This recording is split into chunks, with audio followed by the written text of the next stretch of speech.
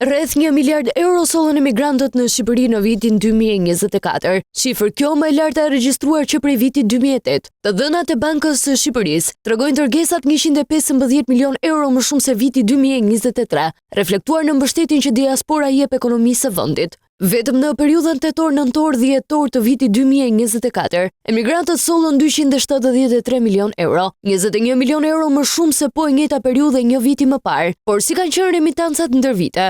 Të dhënat tregojnë një tendencë në rritje, duke u shtuar nga 598 milion euro në 2015 në 929 milion euro në vitin 2023.